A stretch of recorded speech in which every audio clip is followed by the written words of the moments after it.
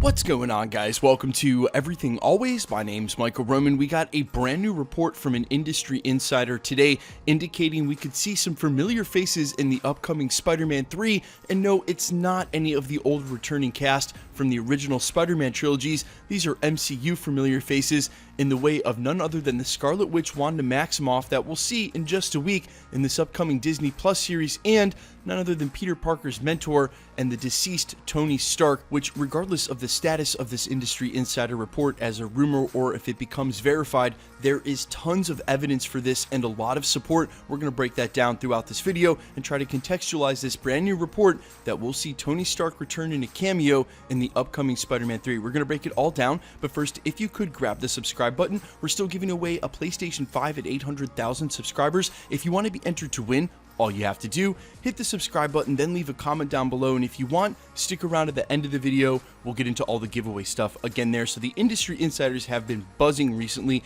Daniel Rickman in particular, who just yesterday confirmed that Marvel and Sony gave into whatever Tobey Maguire's asking price was to be in this third Spider-Man, and that Sony is developing their own Electro spin-off for Jamie Foxx to star in his own villain movie. Today reporting that 2 cameos are upcoming in the Spider-Man 3 at the end of this year. The first of which, Wanda Maximoff, Scarlet Witch. We definitely knew that. We knew that this was the middle piece between WandaVision and into the Multiverse of Madness with Doctor Strange. And in fact, Benedict Cumberbatch is not only confirmed for Spider-Man 3, he's already filmed his scenes. If this was going to be the middle part of an ending trilogy with that movie, and Wanda was going to play any major role, might end up becoming the villain, her involvement with Spider-Man 3 was almost a given. This isn't surprising at all. Then the report included a cameo from none other than Tony Stark, and this is when I wanted to go ahead and weigh in. I remember the last video we did about Tony Stark, we said that this has been rumored for so long at this point that it's not new. However, there is an upcoming show that sort of changed the whole game.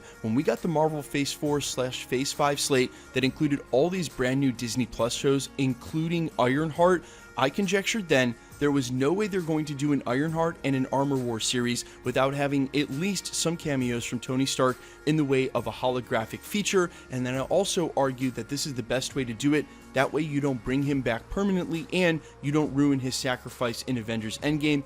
Yes, I realize we're going to be in the Multiverse of Madness, and someone like Gamora, who died during Infinity War because of time travel and Multiverse Madness, was able to return in the very next film in Endgame. But if you do that with Tony Stark, the problem is that then you got to pay Robert Downey Jr. to be around the entire time. The same happens if he's in the form of an AI and can think and have discourse. But if there's pre-recorded messages left for Riri Williams in Ironheart, not specifically addressed to her, but left over during his work so that she can better understand the armor, if there were messages left for Rhodey that were specifically to him or even to his daughter, we all know how he felt about Peter Parker. We all know what happened during the film. There's a chance he would have left some sort of pre-recorded message for anybody. He would have left it for Tom Holland's Peter Parker.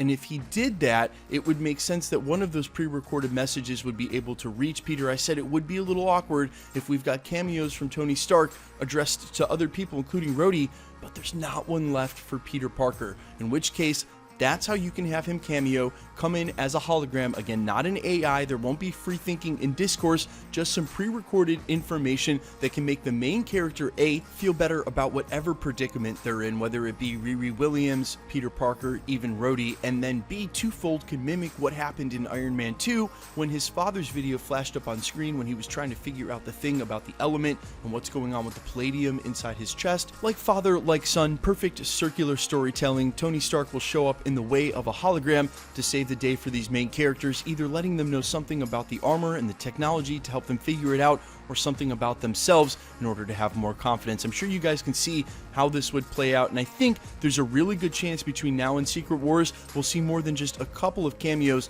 when it suits the narrative of people showing up like Tony Stark from the Infinity Saga, maybe even an Old Man Cap during Falcon and the Winter Soldier. Again, when the main character needs that push, that's the best way to use these older characters. Guys, let me know all your thoughts down below, and you weighing in on this. Is this going to ruin it for you, or is it safe if Tony Stark is just a pre-recorded hologram?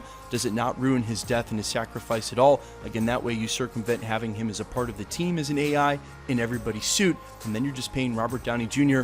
Robert Downey Jr. money basically to be a voice actor. I'm sure he would love that, but for the MCU fans and for Marvel in general, I'm not too sure that's the move. Guys, let me know all your thoughts down below, and quickly, let's get into the giveaway stuff before I let you go. We're still giving away a PlayStation 5 at 800,000 subscribers. If you want to be entered to win, all you have to do, hit the subscribe button, then leave a comment down below, and because it's truly random, the more videos you comment on, you're automatically entered and have a better chance of winning any of the prizes we give away here at the channel. All winners will be announced during this segment when we have a winner here at the end of the video. In order to best keep up with the channel, hit the notification bell with notifications turned on. That way you can easily more comment on the videos. And of course, if you enjoyed today's video and the rest of the content here, I'd appreciate it if you'd hit the like button. My name's Michael Roman. You can find me over on Instagram and Twitter under I Am Fires, on Spotify under All Fires with original music, including this tune, and you can find me on Twitch, twitch.tv/Nevelin. There's links down in the description to all four. Thanks for checking out the channel, and stick around. We'll be posting again real soon.